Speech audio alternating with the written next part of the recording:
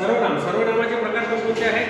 सर्वनामाचे प्रकार आहेत पुरुषवाचक सर्वनाम, दर्शक सर्वनाम, संबंधी सर्वनाम, प्रश्नार्थक सर्वनाम आणि अनिश्चितवाचक सर्वनाम, हे सगळे सर्वनामांचे प्रकार आहेत. तर सर्वनामांच्या प्रकारामध्ये पहिला प्रकार जो आहे पुरुषवाचक सर्वनाम. पुरुषवाचक सर्वनाम म्हणजे काय?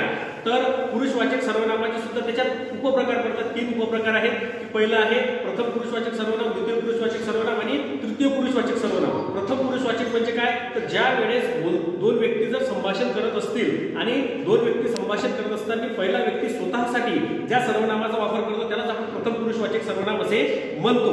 आणि जो बोलणारा व्यक्ती असतो तो समोरच्या व्यक्तीसाठी ज्या सर्वनामाचा वापर करतो त्यालाच आपण द्वितीय पुरुषवाचक सर्वनाम असे म्हणतो. म्हणजे तो आता जो बोलणारा व्यक्ती आहे तो स्वतःसाठी कोणत्या सर्वनामाचा वापर करेल? तर मी, मला या सर्वनामाचा तो वापर स्वतःसाठी करेल. आणि समोरच्या व्यक्तीसाठी तू, तुला, तुम्ही हा समोरच्या व्यक्तीसाठी तो जो ज्या सर्वनामाचा वापर करतो त्याला द्वितीय